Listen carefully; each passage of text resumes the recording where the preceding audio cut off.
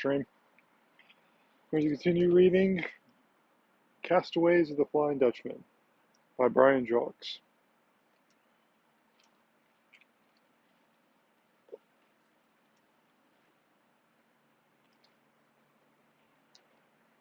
There's a milling stone.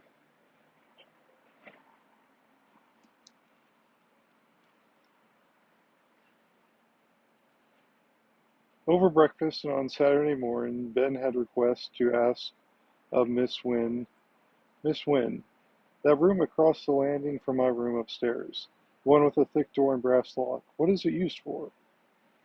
She looked at him over the rim of her teacup. I don't use it for anything. That was Captain Wynn's study. He called it his den. All his stuff is in there. I can only go in once every couple months to dust around there. Ben had made an educated guess that the room would be the captain's private sanctum. Apart from the one or two souvenirs that he had brought home for his wife and some photographs that decorated the mantel, there was not much evidence of a Royal Navy ship's commander about the rest of the house. Evidently, Miss Wynn kept the room as some sort of shrine to her husband's memory. She watched Ben's eyes carefully. Knowing what he was going to say next, he hesitated a moment before speaking. Miss Wynn, would it be all right if I took a look in there? The black dog had wandered up to the table. She patted his head, feeding him buttered toast crust, and kept Ben waiting on her answer. Then she gave a lengthy interval. It is important that you look in the captain's room, Ben? The boy nodded earnestly. Time's running short for your village. We might find something up there that could help. She took a sip of tea. Right then, you may take a look this afternoon. When you get back from shipping in the village, I'll need you to carry things. I'm not just shopping for myself anymore. Come on, then. Let's make an early start. Hiding his frustration of not being able to search immediately, Ben thanked her and passed a thought to Ned. Never mind hiding under the table. You're coming too. Morning dappled through the trees growing behind the village square. The place hummed gently with that Saturday morning sound of folk doing their weekend shopping. Ben carried Miss Wynn's basket dutifully, wondering when she was going to finish getting her supplies. They had gone from the shop to shop, the old lady bustling about, dropping items into her basket, talking aloud to herself. There, sugar and rice and some nutmeg for my Sunday rice pudding. Come on, young man, keep up. At last they emerged from the shop. Miss Wynn pursed her lips, mentally itemizing the grocery list. Oh dear, I forgot the tea. Maybe I could get some cocoa too. A mug of cocoa is nice at bedtime. Do you like cocoa, Ben? You stay here. I'll go and get it. She vanished inside the shop again. Ben changed his hands, swapping the basket from right to left and tightening his hold on the package beneath his arm. He caught a thought wave from Ned. Good boy. Don't let the basket drop now. Over here, Ben. Look who's with me. The Somersers were sitting on the post office steps, stroking Ned, who was enjoying the attention immensely. Ben spoke aloud to the dog as he approached. You great lazy lump, you should be carrying this. Whew, Miss Wynn certainly takes some time keeping up with for an old lady. Hello there, you two. Amy pointed to the package beneath his arm. What's in the parcel, Ben? To her surprise, he looked faintly embarrassed. Some new clothes. Miss Wynn's bought them. I didn't want her to, but she thinks I need to look respectable for Sunday church service tomorrow. Move over there, pals. Ben sat with them on the post office steps, watching folk following their weekend shopping routines as always. Shop doorbells tinkled as people came and went, standing beneath the cabin's awnings, gossiping and viewing the goods behind the bull's eye-panned windows of drapers, chandeliers, butchers, and dairy produce merchants.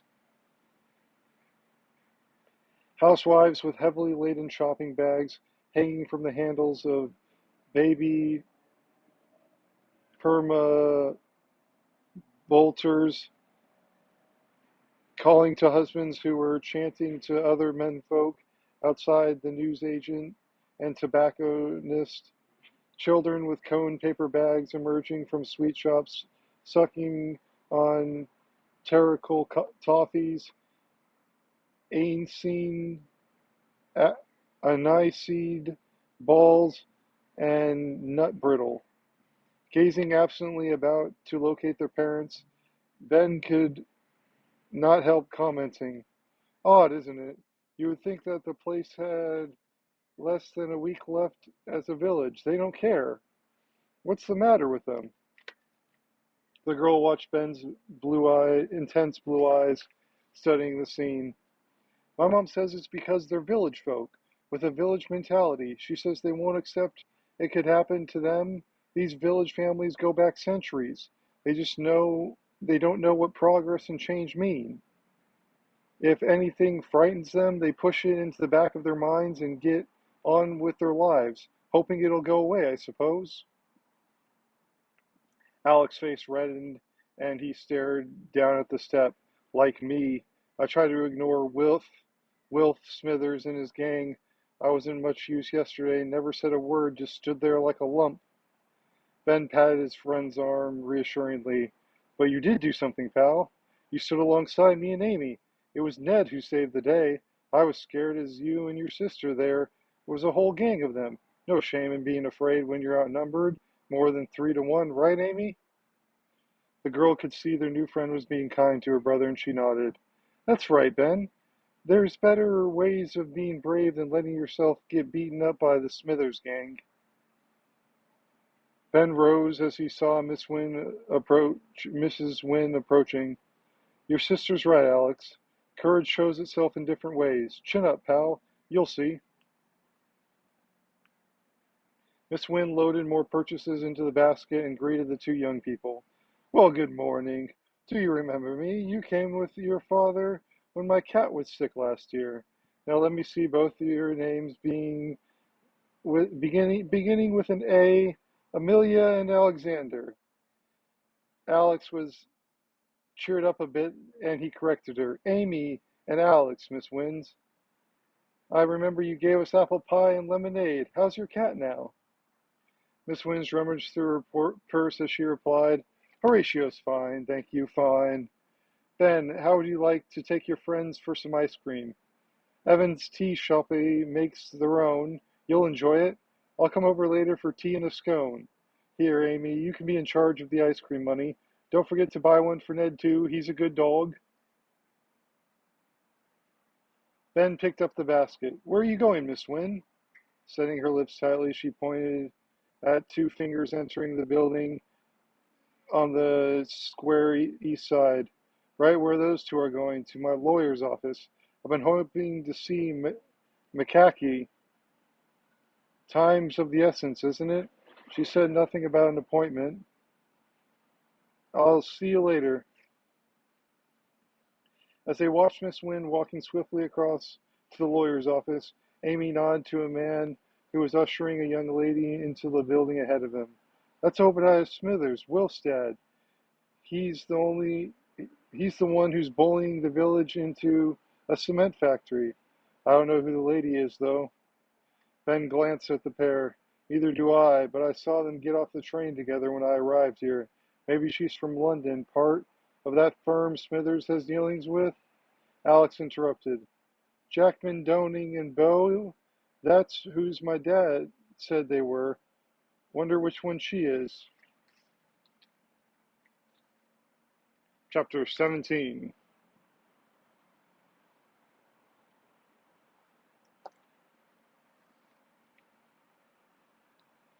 Evan's tea shoppy did serve good ice cream. It came in a long dish, pink and white, with raspberry sauce and chocolate crumbs sprinkled on top. Miss Evans worked in the back of the shop, baking and making the ice cream bowl. Bloden, his wife, an immense jolly woman with a strong Welsh accent, served them. Though animals were not usually allowed inside, she was charmed by the big black Labrador, who looked very meek and offered his paw. Miss Evans lifted the edge of the tablecloth. Oh, look now, there's a lovely dog he is. Sit him under the table now, indeed, to goodness. Who would be keeping a fine dog like him outside with no ice cream? As Ned tucked into his ice cream, which came in a tin plate, Ben turned into the dog's thoughts.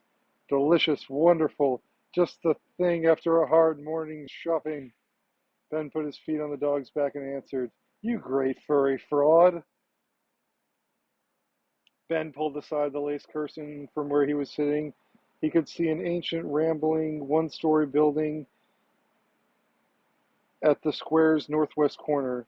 It was a jumble of wattle and daub, stone walling and patches of worn brick with crumbling mortar, makeshift repairs against the ravages of time.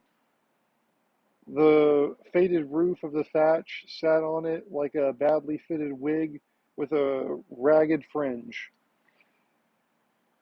A large bump sticking in the center of the roof gave it an odd, rather comical aspect.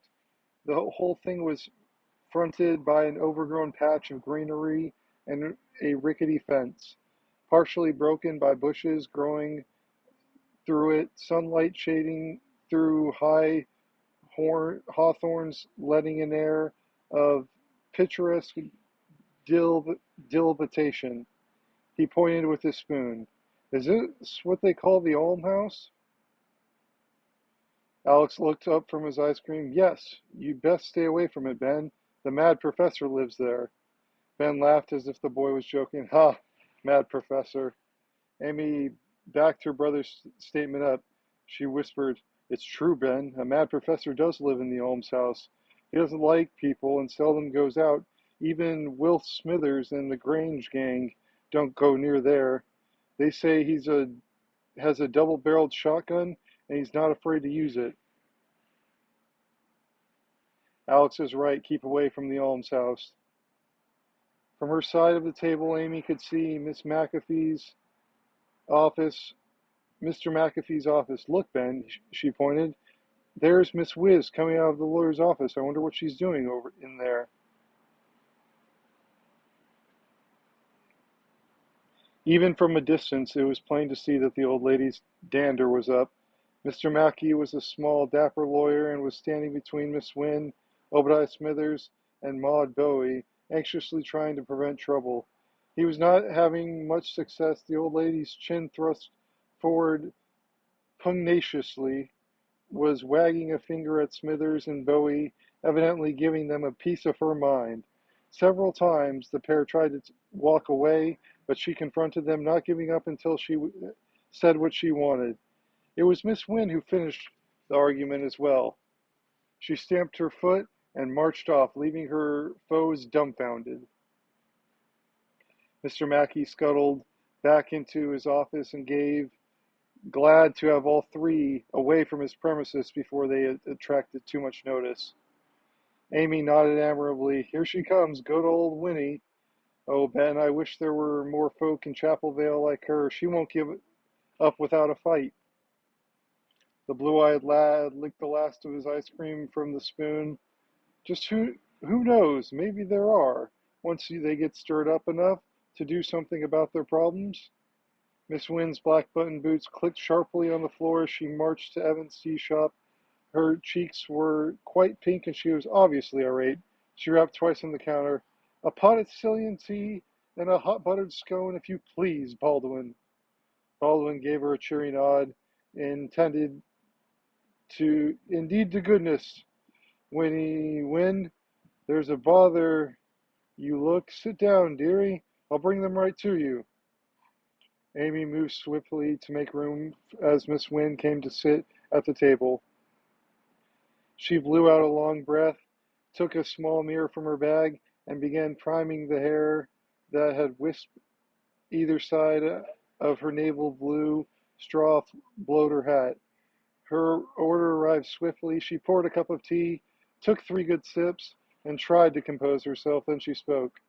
Well, the very nerve of that Smithers.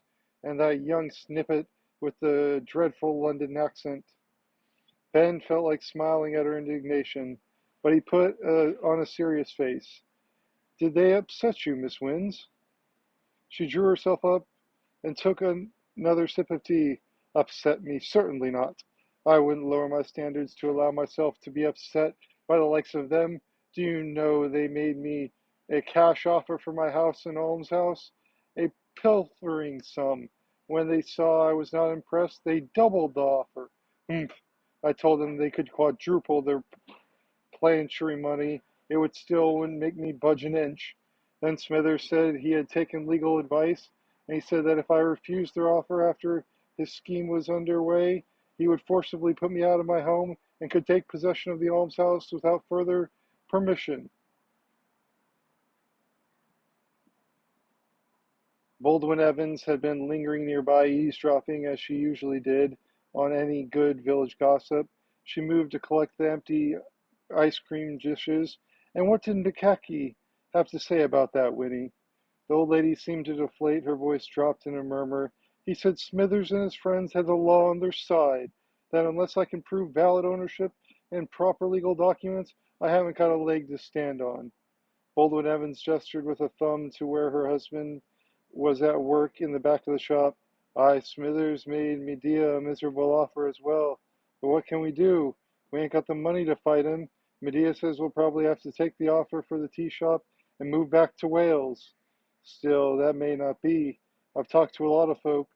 There's Pettigrew, the newsagent, Riley's the ironmonger, Miss White from the sweet shop, Mr. Stanfield the butcher. They say it can't happen, you know. Look at you, even Smithers can't demolish a whole village just for some old limestone. Ben interrupted her. He can, Miss Evans, and he will unless something is done to stop him. Any further conversation was cut short by a loud banging on the wall from the alley outside. A row of willow-patterned plates standing on edge of a shelf began to tremble and clatter. Upon pounding vibration from the outside of the wall, Mr. Dia Evans came running out of the wall, wiping fur from his hand and untying his baking apron. As his wife hurried to steady the plates, she called, Is that you, young Smithers and his gang again, Dia? He dashed outside, and Amy was there to rise when Ben stopped her. Wait a moment, let's listen. From outside, Dia Evans could be heard shouting, I know it's you, Wilf Smithers. No use leaning against the wall and looking as if butter would melt in your mouth. Go on, be off with you, the lot of you. Wilf Smithers' voice sounded out impunedly. It wasn't us. We've got as much right to lean against this wall as anyone else. Why blame us? Mr. Evans' voice shook with temper. I know it was you lot, and if you're not gone here in 2 ticks, I'll call the constable. Dia walked back into the shop, his fists clenching and unclenching at his sides, shaking his head and muttering, I tell you, Baldwin, they'll have us out of here one way or another. I'll be glad to be back into Wales. Look, you. Bolden set the last plate straight and was moving back to the counter when the wall shook, this time with the chanting of the Grange gang outside. Dia diddly, I dia dia. She had to hurry to get back to the plates. Dia Evans grabbed a metal hooked pole. He kept for pulling down shade blinds. All right, that's it, boyo. I've had enough. Ben was on his feet with Ned beside him. He stood in front of Dia, his voice calm. You'll end up in trouble yourself if you go around breaking heads with that thing, Mr. Evans. Leave this to me. Dia stared at the lad's blue, steady eyes, unsure of what to do until Miss Winn stood up. Do as he says, Mr. Evans. You can trust the boy. As Ben walked from the tea shop, Dia Evans stood to one side, avoiding Ned, whose hackles had risen. The big Labrador was growling low and ominous. There was a moment's silence, followed by screams, yells, and barking, then pounding of feet. Ben strolled back into the shop and sat down. He winked at Baldwin Evans. More ice cream, please, Marm, and a fresh pot of tea for Miss Wins. My turn to pay for this one, pals.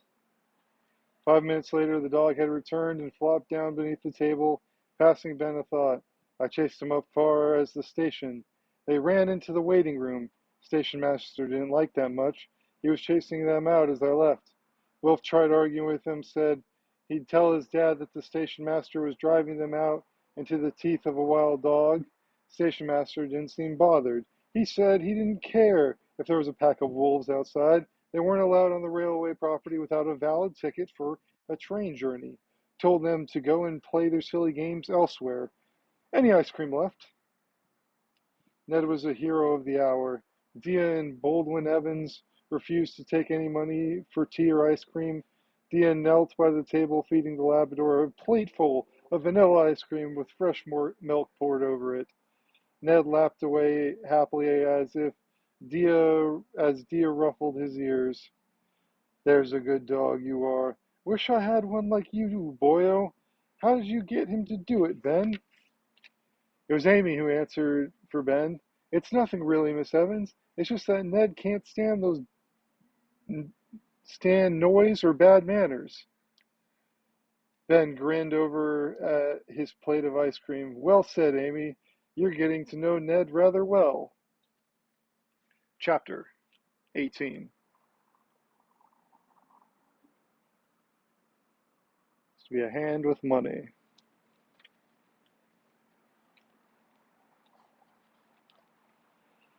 Maud Bowie sat primply at the Smithers table with Obadiah and his wife Clarissa.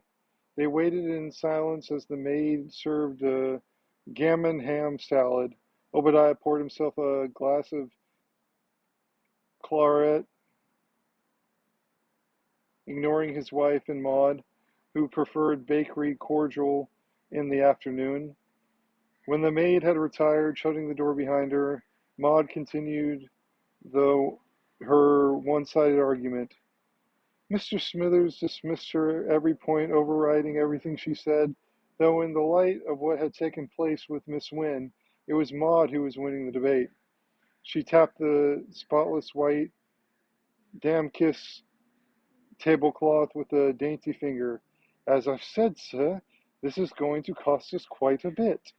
Smithers took a large swig of wine and stifled a belch. Nonsense, me girl. Everything is in order. Take it from me. Mrs. Smithers, glazed gazed at her salad, slightly shocked at that a young girl would argue with her husband, a thing she never dared to do. But Maud persisted. Everything may be well in order with the rest of the village, sir, but Miss Wynne is the one who is digging her heels in. She's going to be trouble if she refuses our offer. We have to wait 7 clear days just for a possession warrant, and that's what my father says, and he knows the law, believe me. Smithers poured himself more claret, stuffing a piece of gammon in his mouth with his fingers. Table manners were not his strong point. He pointed a greasy finger at Maud. Good man, your father. Nice fella, but he doesn't know everything. Not by a long chalk, missy. Maud hid her revulsion in the ill-bred northerner, but spoke out pertly in her father's defense. My father knows his business, sir. He has made contracts with building firms that will not wait 7 extra days. If Miss Wynne is not out of her house on the deadline stated in the clearance notice, it will cost our scheme dearly with penalties for broken agreements. I hope you are aware of the position that delays can put on us. Mrs. Smithers flinched at her husband's temper broke. He sprayed ham and Carlette into the air as he shouted, Don't you dare tell me of my business, girl. I know these villagers better than you or your father. Ha! What has that old Winnie got to prove her claims, eh? Nothing. We'll be saving ourselves money by clapping a compulsory court order on her. A mere pittance set by the country developer. That's all she's got for her house. As for the almshouse, it belongs to nobody. We'll get that free. The rest of the villagers are too disorganized to resist us. They know virtually nothing about the law, We'll pay 'em the set rate for their properties. Little enough that'll be, I can tell ya." He sat back, digging a scrap of ham from his teeth with a fingernail, but Maud would not be browbeaten. Wiping her lips daintily on a damp tablecloth, she pushed aside her plate and rose from the table. "I'm going to my room, sir. Nothing has changed. We need to get the old lady out of her house by the appointed time. With some upstairs, I'll give some thought to the problem. Perhaps you could do well to follow my example." She swept out of the dining room without another word, leaving Obadiah Smithers sputtering to his wife. "Cheeky little snip. Who does she think she's talking to? She's not 12 months out of some fancy finishing school. Ha! I was building my fortune the hard way long before she was born, right?" Mrs. Smithers poured herself a glass of barley water as she replied dutifully to her irate husband. "Yes, dear. Would you like some barley water? It's nice and cool." Carlet slopped onto the tablecloth as he poured more from the decanter. "Barley water, pah! Can't abide the filthy stuff. Look out. Here's the harum scarum of mine." Wolf entered from the lawn by the French windows, red-faced and breathing heavily. He flunked himself down in the chair Maud had vacated. Taking the gammon ham slices from her plate, he lathered them with mustard and crammed 2 pieces between bread. His mother lectured him as he tore at the sandwich. "Oh, Wilfred, you haven't washed your hands and you're late for lunch again. Leave that salad alone. It's Miss Bowie's. I tell you, Hetty, to bring I'll tell Hetty to bring you a fresh plate. Dearie me, just look at you." Smithers interrupted his wife brusquely.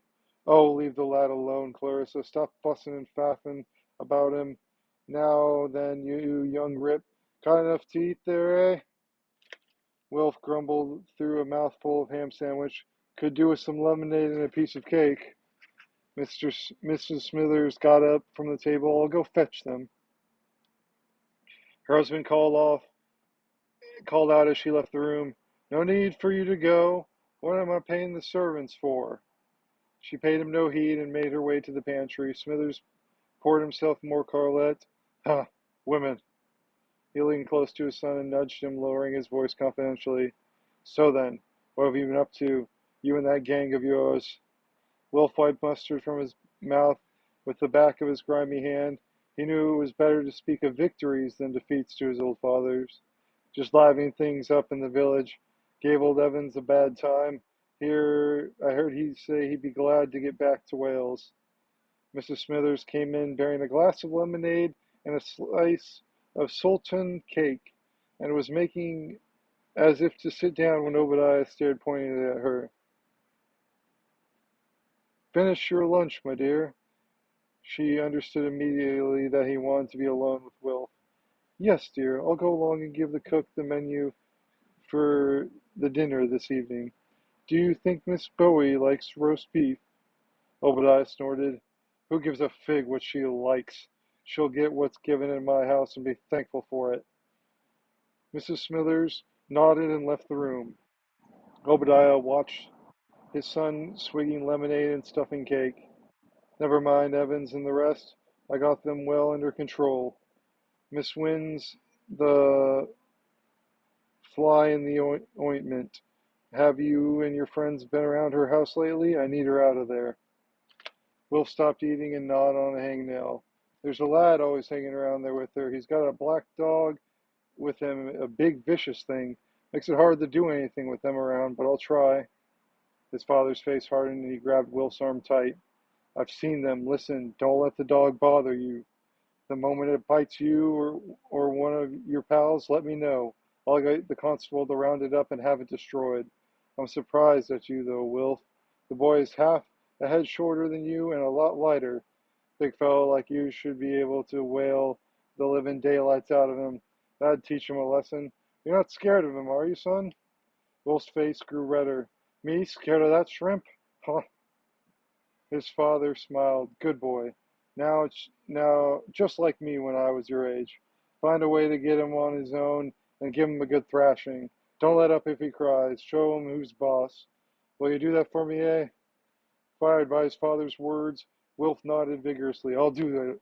All right. I owe that one a few good punches. Obadiah released his son's arm. Digging into his vest pocket, he produced an assortment of silver coins and gave them to him. Here, buy your friends some toffee and tell them to keep Miss Ma Winn on her toes. Wilf jammed 2 slices of Sultan cake together and took a bite. He ruled the Grange King with an iron fist, not toffee. He would keep the money. Thanks, Dad, I will, he lied.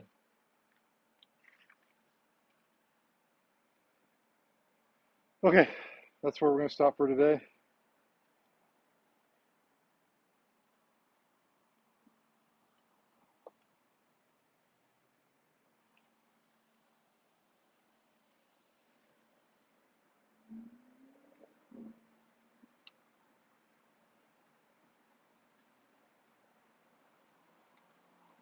Should really adjust that beforehand.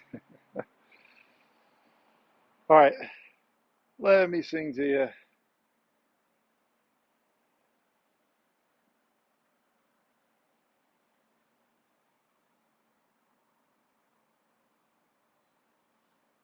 From the halls of Montezuma to the shores of Tripoli, we fight our country's battles in the air, on land, and sea. First to fight for right and freedom, and to keep our honor clean. We are proud to claim the title of United States Marines. Our flags unfurled to every breeze, from dawn to setting sun. We have fought in every climate place where you could take a gun. In the snow of far-off northern lands, and in sunny tropic scenes, you will find us always on the job, the United States Marines. Here's health to you and to our corps, which we are proud to serve. In many a strife we've fought for life and never lost our nerve. If the Army and the Navy ever looked on heaven's scenes, they will find the streets are guarded by United States Marines. Semper Fi, hoorah.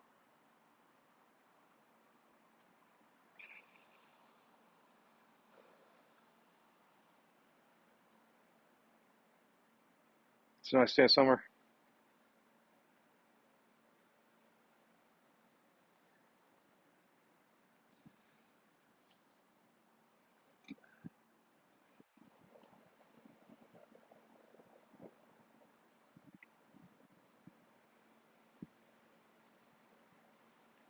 All right, well, I'm going to wish you all well. Be safe, be strong, be smart out there. Let me pray you guys out. Dear Lord, have your hand of protection on everyone. Help them if they need housing, if they need food, if they need someone in their life. Be strong, be courageous. Most of all, be brave. In your holy name, amen. All right, everybody. Emmanuel, God with us.